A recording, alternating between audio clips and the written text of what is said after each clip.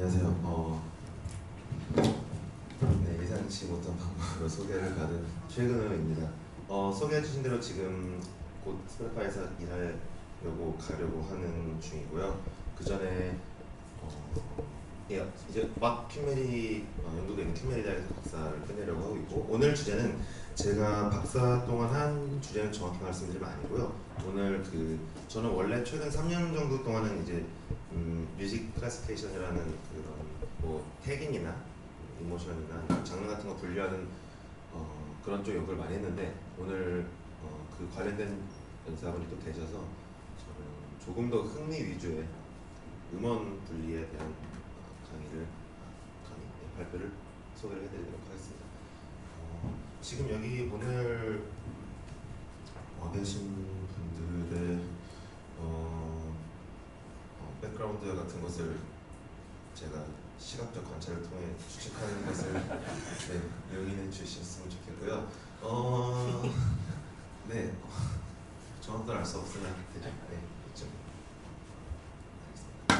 일단 음원 분리라는 것이 무엇인가? 예, 이거 제가 슬라이드 재활용이라서요. 전부 영어로 되어 있는 점을 이야기 부탁드립니다. 음원 분리라는 거 다들 이렇게 관련이 많이 있는 주제라고 저는 생각을 하거든요. 특히나 이제 페이스북 같은 데서 그룹 같은데 질문 같은 거 올라오는 걸 보면은 이런 걸 하고 싶다, 저런 걸 하고 싶다 할 때 뭐 기타만 없애고 싶다, 보컬만 없애고 싶다, 이런 그런 요구가 굉장히 많이 있죠. 그리고 그런데 이제 그 음원 분리라는 문제를 조금 더 명확하게 한번 정의를 해보자면은, 우리한테 주어진 신호에 타겟하고 있는, 우리가 이제 뽑고 싶은 어떤 목표하는 오디오 시그널, 뭐 예를 들어 보컬이 될 수 있고 뭐 기타가 될 수 있고 뭔가 될 수 있는데, 그 신호가 있고 그 신호가 있고 또 아닌 신호가 있죠. 이게 이제 섞여 있는데, 그 믹스처에서 타겟이라고 하는 것만 우리가 뽑고 싶다. 타겟이 여러 가지가 될 수 있고, 오디오 시그널, 믹스처가 여러 가지가 될 수 있어요. 그런데 그래서 어떤 보컬 음원 분리 알고리즘이 있다고 할 때 그 논문이나 어떤 방법이 사실은 모든 경우에 다 일률적으로 적용이 될 수가 있는 상황이 아닙니다. 예를 들어 어떤 알고리즘은 뭐 음악 신호를 가정하여 여기서 보컬을 뽑는 걸 한다. 그러면 같은 알고리즘을 돌렸을 때 드럼을 분리를 할 수가 없게 되는 경우가 대부분인 거죠. 즉 단순하게 생각하면 음원 분리 알고리즘이지만 그 내부적으로 그 문제를 어떤 식으로 정의하느냐에 따라서 다양한 방법이 존재하고, 또 다양한 방법이 존재해야만 하는데, 왜 그러냐면은 그렇게 보편적으로 모든 경우에 다 작동하는 알고리즘이 아직은 없죠. 그래서 이제 문제를 더 쉽게 만들려면 우리가 어떤 상황에 대한 제한 조건을 주는 거예요. 예를 들면은 뭐 어떻게 생각하면은 음성 인식 같은 거 할 때도 SNR 같은 것도 우리가 뭐 SNR이 뭐 마이너스 뭐 50dB다 이런 상황은 가정을 안 하거든요. 뭐 그것도 어떻게 생각하면은 일종의 컨스트레인트를 준다고 할 수 있는데, 음원 분리에서도 마찬가지로 다양한 방식으로 문제를 좀 구체적으로 정의를 하게 됩니다. 왜냐면 구체적으로 정의를 해야 풀 수 있기 때문이죠. 이제 전형적인 뭐 가장 흔하게 보는 것들이, 우리가 받는 신호가 채널이 멀티 채널이냐 뭐 아니면은 뭐 모노 채널이냐 뭐 단지 스테레오냐 뭐냐, 그러한 것들이 될 수 있고, 그 외에도 이제 또 흔히 하는 것이 음성 신호를 우리가 더 명확하게 했고, 사실 앞에서 소개해 주신 뭐 스피치 인스트루먼트 같은 것도 어떻게 보면은 음원 분리의 문제로도 생각을 할 수가 있겠죠. 뒤에 백그라운드 노이즈가 뭐 카페가 됐건 대포 소리가 됐건 뭐가 됐건 간에 그걸 없애고 스피치만 남기고 싶다라는 목적을 가졌을 때, 이제 그럴 때는 이제 스피치가 되는 것이고요. 그래서 뭐 상황이 어떤 상황이냐, 입력 신호가 어떠냐, 그리고 걔가 어떠한 음향 특성을 갖느냐, 어떠한 내용 컨텐츠가 있고 걔네들이 어떤 음향 특성을 갖느냐 등등으로 다양한 상황에 따라서 이게 뭐 여러 가지 조합을 해서 만들 수 있겠죠. 극단적으로 상황이 막 대포 소리는 터지는데 여기는 라이브인데 뭐 마이크 채널은 12개고 뒤에 밴드가 뭐 노래를 하고 있는데 거기에서 보컬 소리만 빼줘라는 식으로도 얼마든지 문제를 정의할 수가 있는 것이죠. 음원 분리를 어디다 써먹을 수 있는지는 사실은 연구하는 사람들보다 결과를 원하시는 분들이 더 많이 알고 계실 수도 있는데, 일반적으로 가장 많이 생각하는 게 뭐 카라오케, 노래방, 보컬 분리해서 하고 싶은 거죠. 왜냐면은 이 세상에 물론 한국과 같은 그 일본, 중국과 함께 가라오케 그 최고의 선진국에서는 수만 곡, 뭐 6만 곡, 8만 곡 이렇게 굉장히 많은 수의 음원에 대해서 이미 수많은 사람들이 땀 흘려면서 다 미디로 찍어놨죠. 그러한 나라도 있지만 아무리 그렇다 하더라도 지금 뭐 멜론 이런 데 있는 노래가 몇백만 곡, 천만 곡이 될지 모르겠네요. 적어도 수백만 곡이고 한국에 지금 합치고 이제 좀 더 글로벌 서비스 하는 데 같은 경우는 4천만 곡을 넘어섰고 뭐 매일 몇만 곡이 카탈로그에 추가된다라고 하는데 그렇게 되면은 그거를 다 미디를 찍을 수가 없으니까 그러니까 우리가 갖고 있는 음원에서 해가지고 쭈르륵 가라오케 됐다 이러면 좋잖아요. 그런 그 꿈을 아주 오랫동안 많은 사람들이 꾸고 있습니다. 그 외에도 사용하는 곳이 굉장히 많은데 기본적으로 음원이 분리가 된다는 것은 그 음원을 이용해서 그러니까 음악 쪽에서 음원을 분리하면은 다양한 악기와 목소리를 분리했을 때 그걸 이용해서 추가적인 여러 가지 작업을 당연히 아주 많이 할 수 있겠죠. 이제 좀 자세히 알고리즘 쪽을 볼 건데요. 제가 여러 가지 알고리즘을 대략 역사적인 순서대로 몇 개 소개해 드릴 건데 그 방법을 구체적으로 뭐 얘는 이름을 돌렸고 뭐 로스 펑션이 뭐다 어떤 식으로 시작을 한다 이런 내용보다는요 걔네들의 상황이 그 알고리즘이 어떠한 식으로 음원 분리 문제를 정의를 하고 그 정의에 맞춰서 어떻게 풀어나가는지를 아시는 것이 더 그러니까 좀 더 이렇게 멀리서 보는 거죠. 구체적인 디테일보다는 내용보다는 그런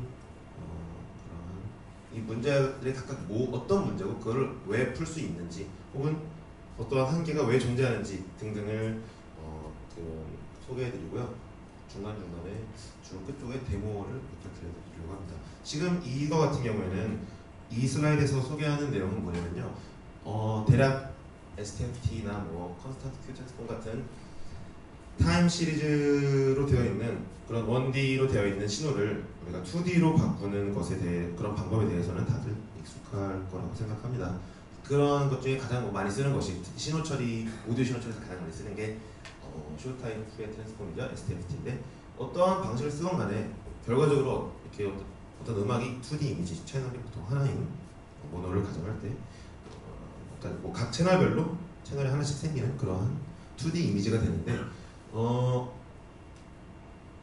이렇게 했을 때 결과적으로 하고 싶은 게 뭐냐면은 예를 들어 보컬 음악 불리다 그러면은 믹스처가 들어왔을 때 보컬이 각 이 여러 개 픽셀 중에서 이 픽셀에 이 픽셀에 들어있다라는 걸 찾아내서 얘만 사용해서 다시 타임 시리즈로 복원을 하는 방식으로 대부분의 연구가 진행이 되었죠. 이 방식을 사용하는 것은 이제 이 방식을 사용한다는 것을 조금 더 비판적으로 생각을 해보면 왜 이걸 사용할 수 있는 것인가? 왜 사용할 수 있냐면은 가정이 있는데 그 가정이란 뭐냐면은 각 픽셀에는 악기가 딱 하나밖에 없다라고 가정을 하는 거죠. 그러니까 우리가 얘는 보컬 픽셀이다, 얘는 보컬이 아니다. 이렇게 결론을 내려버리고 그거를 통해서 복원을 하는 거죠. 그리고 또 이 방법을 사용할 때 대부분은 이 컴플렉스 넘버로 되어 있는 STFT에서 앱솔루트를 취해서 매그니튜드만 사용을 하죠. 그 여기에서도 가정이 있는데 이제 페이즈라는 것이 실제로 음원 분리에서 적어도 STFT 상에서 페이즈가 그렇게 중요하지 않다. 사실은 페이즈를 무시하는 것이 오히려 도움이 된다. 이러한 것까지 말씀드릴 수 있는데 그러한 가정을 가지고 최적의 픽셀 값을 찾아주는 거죠. 뭐 이것을 이제 마스크 0과 1로 이루어진 마스크를 여기에다가 성분별로 곱해서 하는 방식을 많이 쓰기 때문에 연산이 그렇게 이루어지기 때문에 최적의 마스크를 찾아준다 이렇게 많이 얘기를 합니다. 이제 그럼 아주 옛날 이쪽 방법으로 가볼 건데요. 일단은 ICA라는 방법을 보죠. 이것은 수식인데 네, 여기에서는 어떤 상황을 가정했냐면요. 예를 들어 스피커 2명, 화자 2명이 뭐 1이랑 2라고 하면은 이 두 사람이 얘기하는데 이 두 사람이 얘기하는 게 각각 다른 값이 곱해지고 그것이 더해져서 어떤 우리가 받아들이는 신호 1과 2가 된다. 즉 이게 마이크 신호이고 우리가 녹음한 신호죠. 이게 원본 신호가 되는 거죠. 그러면은 이런 식으로 우리가 생각한다는 건 뭐냐면은 어떤 두 신호를 제외한 노이즈도 존재하지 않고 이 두 신호가 섞이는 방법에서도 어떤 리버브 같은 게 없어. 컨볼루션이 아니라 그냥 개인을 곱해서 더해버리는 방식으로 이 소스가 만들어졌다. 그러니까 소스라기보다는 우리가 가지고 있는 녹음된 신호가 만들어졌다라는 가정을 하고 있는 거죠. 그렇다면은 얘를 이 역행렬을 구하는 방식으로 언믹싱을 하면 결과를 얻을 수 있다라는 아이디어인데 이러한 식의 뭔가 정확히 같지 않지만 대략 그 정도로 간단한 상황을 가정한 방법이 ICA라는 Independent Component Analysis라는 방법이고요. 이걸 그림이 더 이렇게 작았는데 Component Analysis에 써있고 ICA에서 98년 논문입니다. 20년 전 논문이죠. 이제 이 ICA라는 방법이 여기 데모가 있지만 사실은 ICA 데모 보면 구글에서 많이 찾아보시면 나올 수 있는 거라서 생략을 하겠습니다. 여기 보시면은 이 그림에서는 이제 상황을 보시면은 노래하고 이 사람이 색소폰과 같은 악기를 부는 것 같죠? 그랬을 때 두 개가 섞이면은 그거를 잘 분리할 수 있냐라는 문제인데 이 재밌는 게 이 그림을 그리면서도 그냥 아무 그림이나 그린 게 아니라 ICA라는 알고리즘에 대한 어떤 그 진실을 담고 있는 그림이죠. ICA는 인디펜던트 컴포넌트, 즉 이 두 신호가 인디펜던트, 통계적으로 이 타임 시리즈를 쫙 봤을 때 얘네들이 서로 독립이다라는 것을 가정을 하고 있어요. 그리고 그래서 그 독립인 성분 두 개로 나눠주는 알고리즘을 짠 건데 그 얘기는 뭐냐면은 이렇게 사람이 노래를 하고 색소폰을 부는 것과 같이 그것도 어떤 음악이냐에 따라 매우 다르겠지만 예를 들면 서로 완전 다른 음악이다 할 경우에는 실제로 거의 독립에 가깝게 근사적으로 독립이 되기 때문에 얘가 잘 작동을 해요. 또 비슷한 경우가 보통 여기서 데모하는 경우 이 당시 거 알고리즘 홈페이지 가서 보시면은 남자가 이렇게 말하고 있는데 옆에서 또 여자가 말하고 있고 그거를 섞어가지고 마이크처럼 두 개를 들어서 받아들이는데 그렇게 되면은 남자 여자가 일단 서로 그러니까 그냥 각자 자기 하고 싶은 말을 하는 그런 서로 대화가 아니라 그냥 말을 막 하고 있는 건데 그런 상황에서는 그 둘이 분류하기가 쉬운 여러 가지 이유가 있죠. 일단은 남자 여자라서 화자 특성이 굉장히 많이 다르고 주파수 분포가 다르고 그 둘이 동시에 대화를 하거나 같이 노래를 하는 게 아니라 전혀 다른 얘기를 하고 있기 때문에 시간 쪽에서도 어떤 콜리레이션도 없고 정말 인디펜던트에 가까운 상황이 되기 때문에 잘 분류가 되는 편이에요. 그런데 그 얘기인즉슨 우리가 이 알고리즘을 그냥 음악에 적용하면은 저는 특히 이제 음악 신호 쪽을 더 많이 다루기 때문에 음악 쪽으로 항상 생각을 하게 되는데 그러면은 음악에서 일단은 소스 굉장히 많은데 거기서 타겟과 타겟 아닌 것을 생각했을 때 항상 코릴레이션이 존재한단 말이에요. 항상 이게 절대 인디펜던트하지가 않기 때문에 바로 적용할 수가 없겠죠. 그러한 문제가 있습니다. 이제 그 문제 아까 맨 처음 말씀드렸던 앰플리튜드 믹싱이라고 볼 수 있는 그런 것보다 조금 더 복잡한 상황을 생각을 하면은 이렇게 마이크 두 개로 우리가 녹음을 받아들이고 있고 악기가 세 개가 있다고 하면은 얘네들이 이제 사람이 소리를 듣고선 눈 감고 소리 들었는데 얘가 어디 있다, 이 사람이 거리가 어디쯤 되는 것 같고 거리는 좀 다른 얘기지만 방향이 어디 있고 누가 어디서 말한다라는 것을 짐작을 할 수가 있죠. 그거랑 같은 방식으로 거기서 이제 따온 아이디어인데 예를 들면은 이 두 개 채널을 1, 2라고 할까요? 항상 고민인데 여기는 얘가 먼저 있어가지고 네, 정말 큰 문제인데 LR이라고 합시다. 네. 아니는데? 네, LR이라고 합시다. 사람 귀라고 생각하면 LR이니까요. 그러면은 여기 이제 기타 유견 베이스는 아니라고 유견 베이스 기타라고 합시다. 네, 기타 소리가 왼쪽에서 들리고 있잖아요. 그러면은 제가 이렇게 해서 듣고 있는 거죠. 그러면은 이 마이크에 왼쪽 귀에 기타가 먼저 들어오고 그 다음에 오른쪽 기타가 들어오는 거죠. 귀라고 생각해도 그렇고 마이크라고 생각해도 마찬가지입니다. 여기서 반대로 오른쪽에서 더 먼저 들어오고 그 다음에 왼쪽으로 들어오겠죠. 트럼펫 소리는요. 이렇게 각각 다른 위치에 있으면 일단은 이 시차가 생기는 거죠. 위치 때문에. 그리고 또 하나 추가적으로 여기에서는 차이가 조금 덜 할 테지만 이 상황에서는 근데 방향성 때문에 그렇게 들려요. 여기 오른쪽 마이크가 더 크게 들리고 왼쪽 마이크에는 트럼펫 성분은 훨씬 작게 들어오게 됩니다. 사람 같은 경우도 마찬가지고요. 그래서 이것을 이용하면은 이러한 상황을 이용해서 분리를 해보자, 음원 분리를 해보자. 여기서도 가정이 있죠. 여기서는 가정이 뭐냐면은 우리가 분리하고자 하는 소스와 아닌 소스가 서로 다른 위치, 서로 다른 각도와 거리에 존재를 해야만 하는 것이죠. 일단은 2D에서는 그럴 수 없지만 여기에서 트럼펫 소리와 기타 소리가 정확히 같이 소리가 나고 있다라고 하면 걔는 이 방식으로는 분류가 안 되는 거죠. 이거는 이제 실시간 레코딩하는 상황인데 레코딩이 아니라 트랙별로 우리가 녹음을 해서 믹싱을 한다. 그러면 같은 식으로 이렇게 믹싱을 해서 같은 위치에 각 서로 다른 소스를 로컬라이즈 해버리면 걔는 분류가 안 되죠. 이 가정에 의하면. 그래서 이 가정을 이용한 방식이 듀엣이라는 방식이 있고 그 뒤에 뭔가는 엄청나게 많은 인프루먼트가 있었는데 지금 여기서 보시면은 결국은 딜레이랑 어테뉴에이션, 즉 왼쪽 오른쪽 마이크의 소리 차이와 왼쪽 오른쪽 마이크에 들어오는 시차를 이용해서 클러스터링을 적용을 하는 거죠. 이렇게 히스토그램이 이건 그린 건데 여기서 이제 각각 다른 클러스터가 각각 다른 위치에 해당한다. 그러므로 다른 위치에 다른 소스가 있는 거니까 5개의 음원이 있구나. 얘네를 얘네만 쭉 골라줘서 리컨스트럭션 하면은 음원 분류가 되는 것이죠. 네, 그래서 이 가정을 잘 알아줄 필요가 있고요. 방금 두 개 같은 경우에는 이제 녹음 뭔가 이제 라이브 주로 녹음을 마이크로 여러 개로 받아들인 상황에서의 경우인데 이제는 좀 관계없고 모노버스도 작동할 수 있는 방식으로 나오는 것을 좀 소개해드릴게요.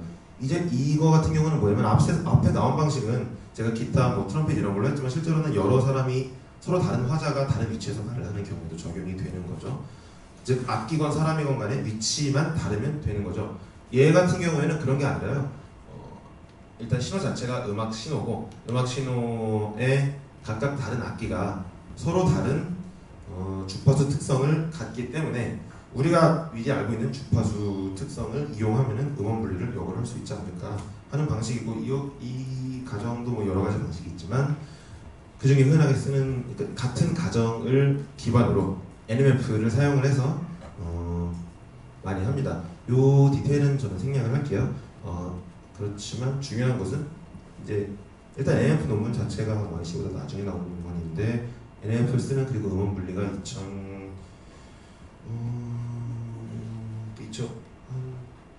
8년, 9년, 10년 이럴 때 많이 나왔고요. 12년 이럴 때까지 요즘도 나오고 있긴 있는데요. 대충 2010년 언저리쯤에 아주 대략적으로 그쯤에 많이 나온 음악 쪽에서는 많이 나온 방식이에요. 이렇게 해서 우리가 알고 있는 그 스펙트라, 하모닉 특성을, 주파수 특성을 이용해서 서로 다른 주파수 특성을 갖는 악기를 분류하자라는 방식입니다. 이제 방금 세 번째로 말씀드린 방식이 굉장히 음악적인 곳에서 음악적인 목적으로 만들어진 방식인데 이것도 음악적인 목적으로 만들어진 방식이죠. 얘 같은 경우에는요, 음악을 만들 때 이제 보컬 음원이 대부분 가운데 위치하게 사람들이 믹싱이라는 것을 하죠. 실제로 우리가 노래하는 상황에도 다 이제 메인 보컬이 가운데 있잖아요. 그리고 중간에 코러스가 있다. 그러면 이제 요거 같은 경우는 이제 그래서 보컬 음원 분리라는 식으로 많이 소개가 되지만 좀 더 정확하게 말하면은 중앙 혹은 중앙 언저리에 있는 음원을 분리하는 알고리즘이라고 얘기하는 게 더 정확하고 그것을 보컬 음원 분리에 적용을 한 거죠. 논문 제목 같은 경우는 이제 보시면은 되게 많은데요. 그 중에 하나가 가우시안 믹싱 모델 Singing Voice Separation, Singing Voice Separation이라고 되어 있지만 그리고 From Stereo Music, Phonic Music이니까 이제 스테레오로 믹싱이 된 음악에서 보컬 음원을 분리한다라는 타이틀로 되어 있지만 사실은 실질적으로 예를 들어 재즈, 퀸텟에 색소폰이 메인으로 나온다 해도 적용이 가능한 것이죠. 왜냐면은 상황 이 알고리즘이 가정하는 상황, 즉 좌우 채널이 존재하고 거기에서 가운데쯤에 뭔가 메인 보컬이 있다라는 상황이 그대로 적용 가능하기 때문이죠. 의 음원을 들어보면서 잠시 리프레시하는 시간을 갖죠. 이 같은 경우 일단은 3분이니까 다 들을 수는 없고요. 네, 이게 2010년에 나온 11년에 나온 음원이라서 그 당시 후에 가장 히트였던 이 분을 들어보실 건데요. 어딘지 아시죠? 네. 해당 파트를 대상으로 한 그 비모 교수의 논문도 있곤 했습니다. 네. 3단 고음의 음향 특성 분석 네, 그런 것도 있었는데요. 네, 재밌는 컨텐츠가 중요하죠. 얘는요, 들어보시면 위에가 보컬인데요. 아닙니다. 얘가 보컬인데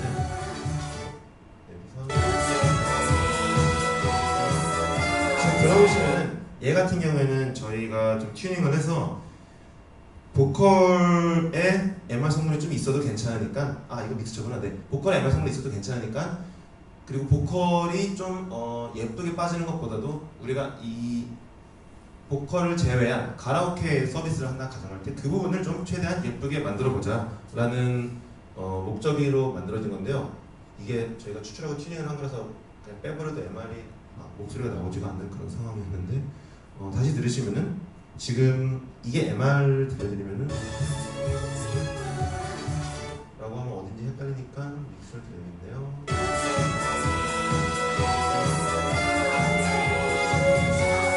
들어보시면 3단 고음만 듣지 마시고 조금 더 집중을 하시면 뒤에서 나오잖아요. 네.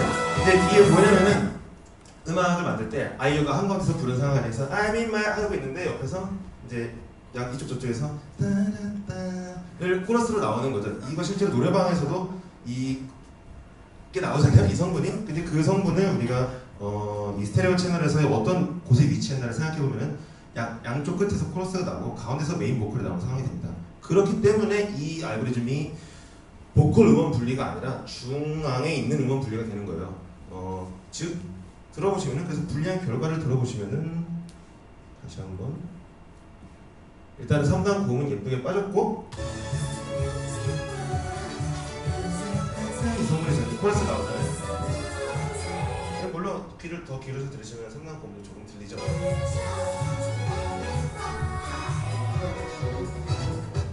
예, 그래서 일단 첫 번째로 이것에 명확하게 나와 있지 않지만 지금 이게 굉장히 사실은 대표적인 어플리케이션의 사례가 가라오케가 되고 그래서 보컬 음원 분리가 굉장히 핫한 문제이기 때문에 이렇게 논문에서는 소개를 했지만 사실은 보컬 음원 분리가 아니라 중앙 음원 분리라는 것을 잠시만요.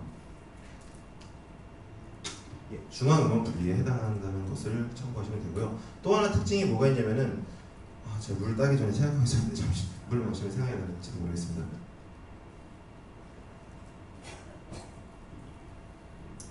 놀랍게도 생각이 진짜 났는데 뭐냐면은 네, 중앙 음원 분리라는 것이 아까 제가 설명드릴 때 메인 보컬의 한가운데서 당연히 아이유가 노래를 하는데 물론 이 노래는 밴드 음악이 아니니까 뒤에서 밴드가 있다기보다는 그 남자가 같이 춤추고 있죠. 근데 예를 들어 이 같은 음악을 이제 이 한국 2000년대 혹은 20세기 후반 이후에 태어난 한국인 남성으로서 노래방 가면 또 뭐 발라드를 불러야죠. 한국이라면. 그래서 이제 당연히 우리가 음악을 적용해 볼 때 아이유 노래만 해보는 게 아니라 다양한 노래 해보겠죠. 그 중에 대표적으로 제가 기억나는 노래가 있는데 그것은 바로 윤도현 밴드의 너를 보내고거든요. 네, 너무나 대표적인 곡이기 때문에 데모로 생각 너무 적정이고 그 노래 모르시는 분이 있을 수도 있겠군요. 세대가 이제 많이 바뀌어서 네 갑자기 그럴 리가 없는데 그런데 그 노래 같은 경우는 이제 아이유 노래를 다시 들어보지 않을게요. 근데 거기 들어오면은 드럼이 있는데 따따따 할 때 뒤에서 이제 드럼이 이렇게 나오는데 그 노래는 그렇게 드럼이 이 정도로 나온단 말이에요. 근데 너를 보내고 들어보시면 구름끼나 이제 저 되게 저형적인 부분이 먼산 빡 하고 드럼이 이제 스네어가 빡 나오는데 그 스네어 성분도 아주 전형적으로 드럼 믹싱을 할 때 가운데 이제 드러머가 그렇게 앉아 있잖아요. 이렇게 그래서 드러머 여기 드러머가 앉아 있어서가 아니라 몇 가지 이유로 킥이나 스네어 같은 성분들은 한쪽으로 쏠리게 믹싱을 하기보다는 주로 거의 가운데 쪽에 근처에서 아주 약간만 틀거나 그 언저리에서 결국 위치하게 돼요. 그렇기 때문에 우리가 여기서 이렇게 해서 보컬 음원을 이렇게 없앴다. 여기 안에 문제는 윤도현 노래면은 스네어 소리가 같이 들어있거든요. 그렇기 때문에 음원을 윤도현만 딱 빼서 들으면은 먼 산 빡 해서 그것도 거슬리지만 문제는 이제 그걸로 가라오케를 만들면은 그건 흉내내기 어렵네. 근데 거기 가라오케를 만들면은 그 가라오케 스네어가 빠져가지고 아주 그 밋밋한 MR이 됩니다. 그러한 문제점 역시 이 알고리즘의 태생적인 한계인 것이죠. 이거 같은 경우는 이제 더더욱더 구체적으로 가서 이쯤 되면 이제 2013년 요맘때쯤에 인폼 서세퍼레이션 같은 걸로 워크숍 같은 것도 하고 그랬는데 이쯤 되니까 이제 사람들이 음원 분리를 진짜 더 할 게 없는 거예요. 그래가지고 뭐 할 만큼 다 해봤고 이쪽 삽질 다 해봤고 이제 끝까지 간 거죠. 그러다 보니까 이제 하다가 야 우리가 악보가 많이 있으면은 더 음원 블루를 할 수 있지 않을까라는 그런 말도 안 되는 제 생각에는 너무 많아죠. 네.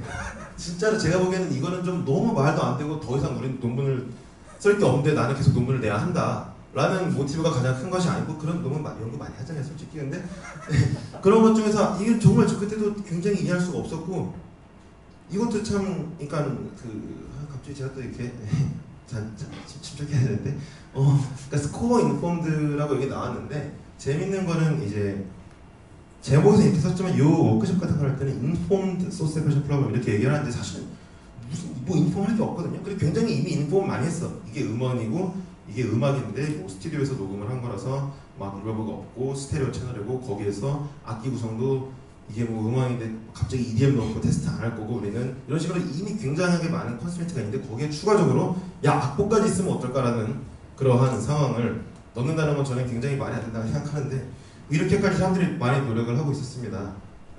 그러한 와중에 이제 그래서 그걸 한마디로 정리하면은 대략 오늘 소개해드린 거는 뭐 2090년 후반부터 2014년까지 15년이 되겠죠. 오늘까지라고 하면 20년 정도 되는데 이제 그러면서 점점 되게 스페셜 케이스를 우리가 가정하고 점점 이제 구체적인 상황이 되는 거죠. 앞에서는 훨씬 일반적으로 그냥 스테레오 채널에 그냥 다리 위치만 있게 하면 된다 뭐 이런 식으로 나왔는데 뭐 원래 연구라는 것이 아무래도 되게 유명한 논문을 나오고 그걸 이제 계속 발전시켜 나가면서 더 특수한 케이스에 적용을 하게 되는데 음원 분리도 그러한 식으로 발전을 계속 했던 것인데 그러다가 이제 다들 아시는 딥러닝이라는 것이 나오면서 우리가 조금 새로운 방향으로 생각을 해볼 수 있게 되었어요. 그런데 여기에서도 다시 한번 주의사항을 알려드리면 딥러닝 동네에서의 방법을 음원 분리라던가 꼭 음원 분리가 아니더라도 그런 것에 적용하면서 이 딥러닝을 적용한 방법이 갖고 있는 어떤 가정 같은 것이 제가 오늘은 굉장히 그 가정을 많이 말씀드렸잖아요. 이 논문은 이런 가정을 했기 때문에 이런 문제가 있고 이런 상황에 작동한다. 그거를 좀 중점적으로 소개해드렸는데 딥러닝 논문 같은 걸 보면요. 약간 이런 가정을 좀 잘 안 하는 경우가 굉장히 많아서 좀 주의를 하는 것이 좋습니다. 지금 우리가 딥러닝 알고리즘으로 예를 들어 굉장히 굉장히 쩌는 보컬 뭐 음원 분리 프로블럼을 조진다면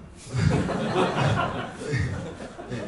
그렇다면 논문 쓸 때는 이런 얘기 안 하는데 그 논문에서 이런 것들이 있는 거죠. 우리가 사용한 학습 데이터가 어떤 것이냐에 따라서 얘가 태생적으로 갖고 있는 한계가 생길 수밖에 없는 거예요. 예를 들어 우리가 재즈 5만 곡으로 재즈 솔로를 분리하는 걸 했다. 그러면 락 기타에다 바로 적용을 하면 얘가 과연 되냐 안 되냐? 잘 될 수도 있는데 그것도 스트럭처가 어떻게 하냐에 따라 다르겠지만 일단은 우리가 잘 될 거라는 장담은 못하는 거죠. 왜냐하면 딥러닝 모델은 외석을 하지 못하기 때문에 그 문제는 잘 조지지 못하고 그 외에도 이 모델이 어떤 구조를 갖고 있느냐에 따라서 뭐 이게 인풋이 뭐냐 상황이 뭐냐 그런 것에 따라서 사실 더 최적화된 모델을 반드시 세울 수밖에 없죠. 왜냐면 그래야 더 성능이 잘 나오니까요. 그래서 명시가 되어 있을 수도 있고 생략되어 있을 수도 있지만 그러한 상황이 다르다는 것을 즉 딥러닝 방식에도 다양한 문제점과 가정과 제한이 존재할 수 있다는 것을 안 써 있어도 눈치를 채셔야 됩니다. 가장 기본적인 건 일단은 STM 같은 거 한 다음에 각 프레임별로 역시 여기서 뭐 보컬 음원 같은 것을 많이 분리하는 게 나왔고요. 처음에 그러다가 이제 이 유넷이라는 방식을 오늘은 중점적으로 뒷부분을 소개해드릴 건데 일단 유넷을 제가 요 스펙트로그램 기반 유넷이 있고 그 다음에 웨이브 유넷이 있거든요. 둘 다 굉장히 최신 논문이죠.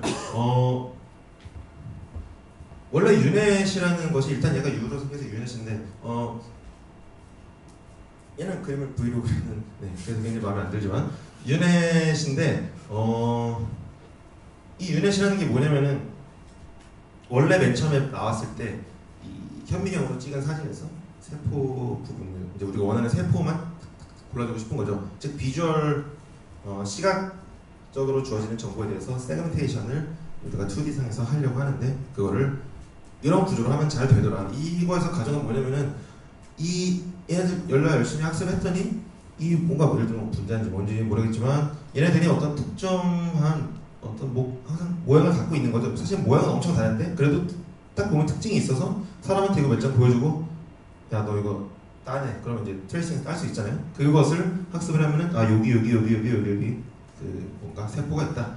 그래서 이제 원래 의학 쪽에서 나왔고 그것을 바로 이제 비전 쪽에서 많이 적용을 해서 지금 보면은 뭐 페이스북에서 예를 들어 나오는 뭐 페이스트 RCNN 그런 거 보면은 쫙 돌려가지고 뭐 차가 어디고 사진 찍었는데 도로가 뭐고 나무가 뭐고 사람이 있고 이런 것들 쫙 나오잖아요. 그거랑 같은 방식을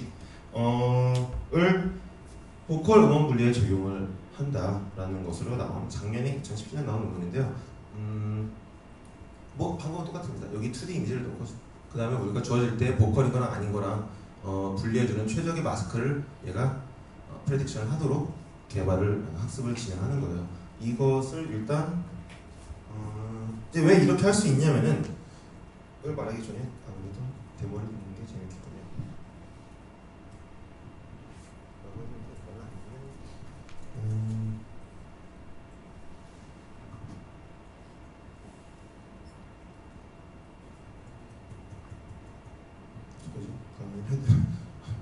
잠시만요.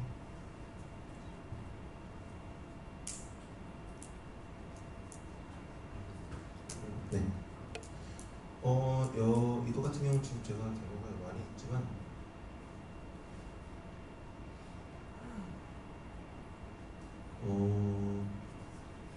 네, 얘 같은 경우는 이제 보컬이랑 나머지 파트로 분리가 되는 결과인데 스테레오 신호고요. 첫 번째 곡은 바로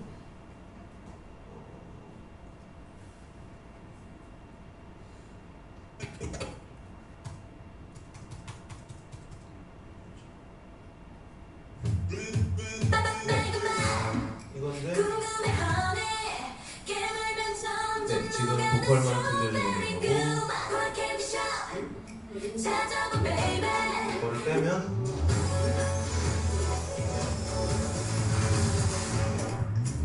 네, 이 정도의 퀄리티가 나오는 것을 확인을 할 수가 있고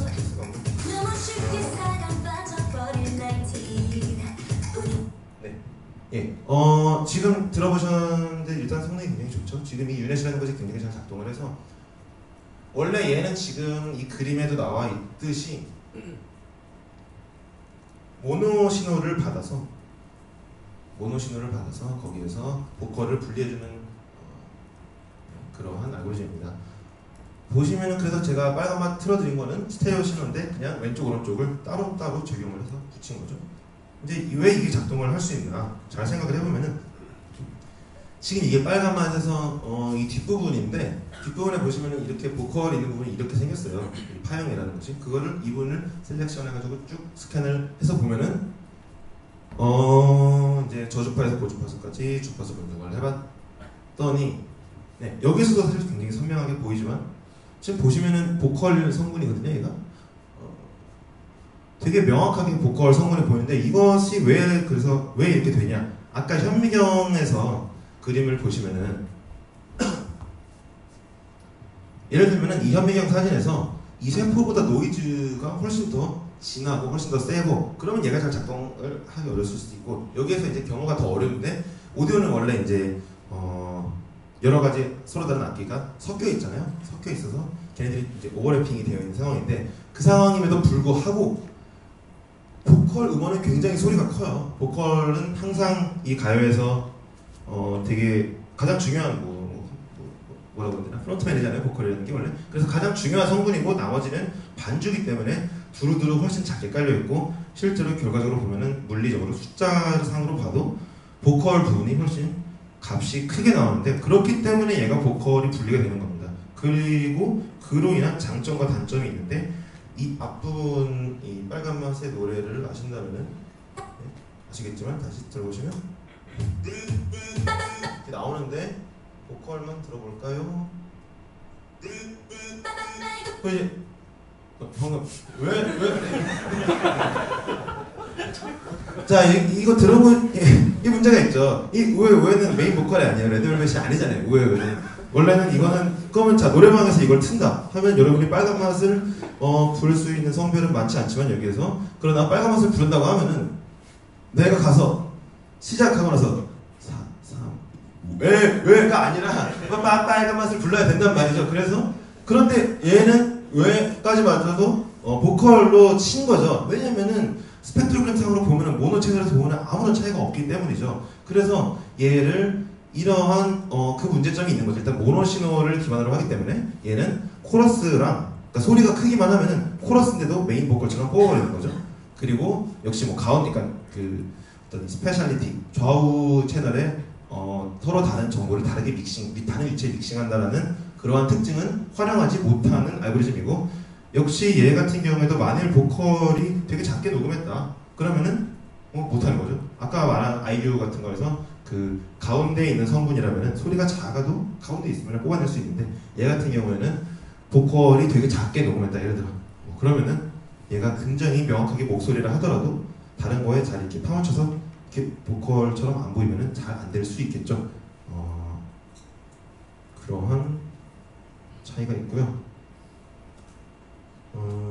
그리고 나서 이제 요즘 뭐든지 많은 것들이 오디오에서 샘플 베이스로 타임 하나만 더 짚고 넘어가면, 결과적으로 얘도 그래서 마스크를 사용한 STF-를 적용하는 거기에 마스크를 적용한 그러한 알고리즘인데, 그런데 얘 같은 경우 이제 최근 가장 최신에 나온 올해 이즈미아에 발표될 9월 달에 발표될 인터넷에 올라와 있는 논문인데, 얘 같은 경우는 뭐냐면 방금 말한 유넷을 그대로 적용하는데 그것을 이제 타임 시리즈에서 바로 웨이브넷 아이디를 써서 적용하는 그런 웨이브넷인데 유넷인 웨이브 유넷입니다.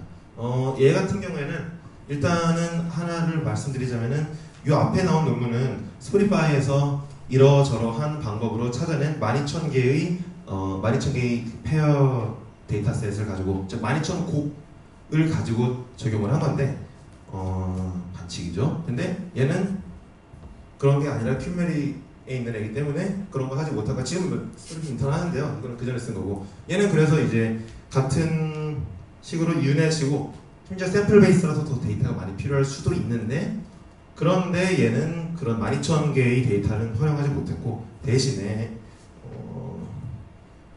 퍼블릭으로 되어 있는 데이터셋을 활용했습니다. 얘가 그래서 이제 일단 들어보시면은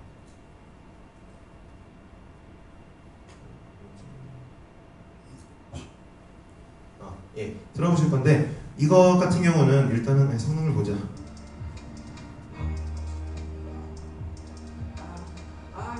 그리고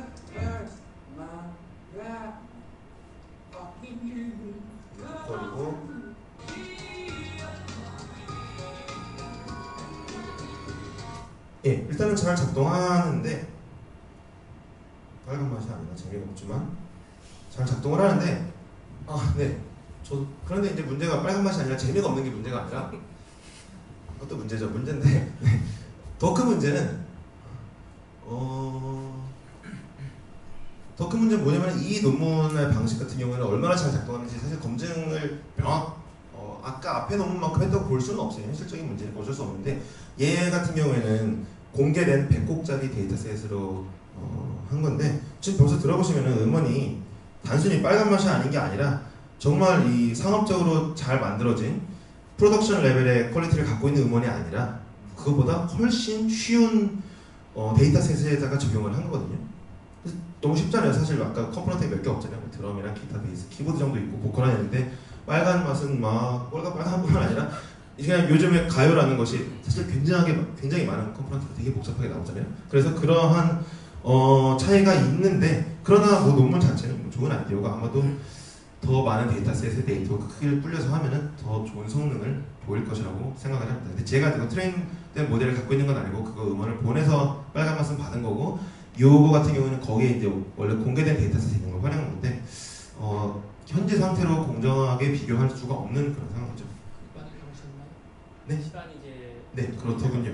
그래서 간 혹은 겐에 대한 얘기는 넘어가도록 하고, 결과적으로 정리를 하면요, 제가 대략 제 마음대로 역사를 정리했는데 몇 개만 골라서 봤죠. 결과적으로 각각 다른 상황에서 각각 다른 가정을 갖고 여러 가지 모델이 발전이 되었고, 그러한 것들이 여러 다른 가정 때문에 서로 다양한 특징을 갖는다. 그리고 보시면은 보컬 머블 같은 게 굉장히 잘 되는 상황인데, 이게 예를 들어 유넷 같은 경우는 아까 굉장히 도드라지는 특성이 있어서 잘 되는 거라서 그거 똑같은 것을 뭐 기타나 그냥 팝에서 기타나 베이스나 드럼에다 무조건 적용한다고 했을 때 잘 될 거라는 보장이 전혀 없죠. 그러한 문제점도 존재하고 예, 그런 상황이라고 정리를 하면서 발표를 일단 마치면서 질문을 드리면 될까요? 네, 그럼 일단 박수 좀 부탁드리겠습니다. 질문 있으시면 여기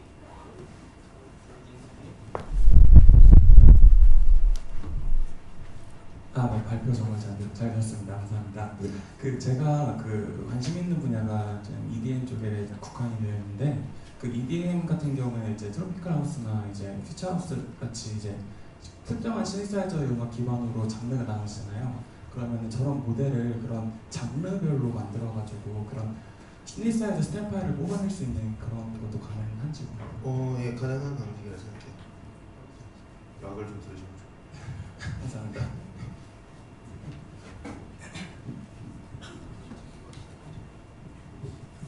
네, 유쾌한 발표 너무 재밌었고요. 그 말씀하신 것 중에서 논문을 볼 때 가정이나 가설에 기반한 이제 기법을 제안하고 그걸 증명하는 방식을 잘 봐야 된다고 말씀하신 부분에 대해서 저는 굉장히 공감하는데, 그 음원 분리에 처음으로 딥러닝이 적용됐을 때 그러한 부분이 좀 부족했다고 말씀을 많이 하셨잖아요. 그 부분이 어떤 부분인 왜 그랬는지가 첫 번째 궁금하고, 두 번째는 혹시 알고 계시다면은 유넷 논문에서 하고 있는 가설이 어떤 가설인지, 그 어떤 가설을 했기 때문에 유넷이 음원 분리에 잘 작동한다는 것을 보여주는 건지, 그런 부분. 네, 두 번째 것부터 말씀드리면, 일단 유넷이 아까 제가 사실 언급을 드렸는데요. 유넷이 잘 작동하는 이유는 보컬이 다른 성분과 굉장히 다르고 큰 에너지를 갖는 것이 저는 가장 중요하다고 보고요. 왜냐하면 그 외에도 다른 하모닉 악기가 보컬과 굉장히 유사한 스트럭처를 가질 수 있거든요. 보통 보컬이라는 특성이 이제 명확하게 이제 3단 고음 같은 경우는 직선으로 쭉 가지만, 대부분의 보컬은 어느 정도의 이제 흔들림, 프리퀀시 모듈레이션이 있어서 그런 걸 기반으로 보컬 디텍션 같은 알고리즘이 많이 학습이 되는데, 그렇지만 그게 보컬만 갖는 특징은 아니라서 그런 어떤 프리퀀시상의 특징보다는 에너지 레벨과 그냥 그 다음에 모양 그래도 차이가 나겠는 거죠. 그러한 이유 때문에 저는 잘 작동하는 거로 보고 있고요. 첫 번째 질문이 뭐였죠? 음원 분리에서 딥런 왜 그런 가정을 생략하면, 사실은 가정을 생략할수록 논문이 더 일반적으로 작동하는 것처럼 읽힐 수 있어서 억셉될 확률이 높기 때문이죠. 한 분만 더 받아야 할 것 같아요. 손채성님. 네, 빨간 분홍색. 네, 발표 잘 들었고요. 그 빨간 맛 거기서 그러니까 유넷을 사용했다고 하셨잖아요. 근데 지금 이 구조를 보면은 아예 그 보이스 구간을 디텍팅하지 않고 그냥 바로 들어간 것 같은데, 혹시 만약에 그 보컬 그 여자 그 그 보컬 사운드만 그 음성 구간만 좀 끊어가지고 하거나 이런 시도를 유넷에서 할 수 있는지 궁금하고.